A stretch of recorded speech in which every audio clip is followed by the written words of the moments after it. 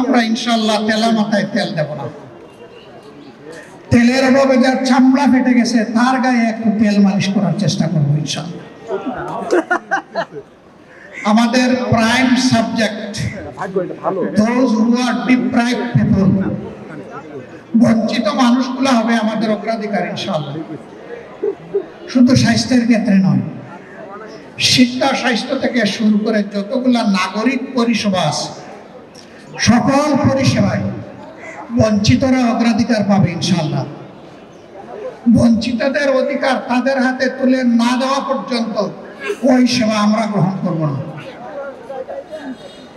আমার 7 মিনিটের বক্তব্যে বলেছিলাম দুর্নীতিমুক্ত বাংলাদেশ গড়তে চাই। এর ছোট্ট নমুনা হিসেবে আজকে লাখো জনতা এবং কোটি মানুষের সামনে ঘোষণা দিচ্ছি, আগামীতে বাংলাদেশ জামাত ইসলামী থেকে যারা নির্বাচিত হবেন তারা সরকারের কোনো প্লট অল্প মূল্যে গ্রহণ করবেন না ইনশাআল্লাহ। বিনা ট্যাক্সের গাড়ি চড়বেন না ইনশাআল্লাহ। এও বলেছি সরকারের দেওয়া ন্যায্য যে সমস্ত সুযোগ সুবিধা আছে তার কতটুকু না নিয়ে পারা যায় তাও আমরা বিবেচনা।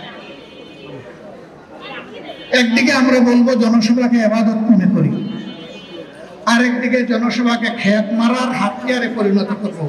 জামাত ইসলাম এটা করবে বলবেন তার কি কোনো প্রমাণ আপনারা রাখতে পেরেছে? একটুই চেষ্টা করেছি। আল্লাহর দুই বান্দা 4 দলীয় সরকারে 2001 থেকে 6 মন্ত্রী ছিলেন ভাই।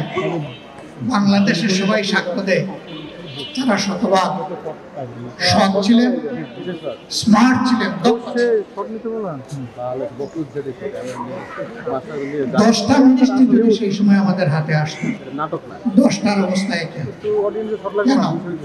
একটাই কারণ, তারা আল্লাহকে ভয় করত।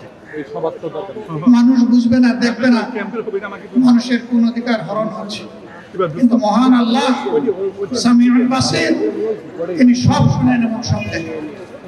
তাকে ফাঁকি দেওয়ার শক্তি তার।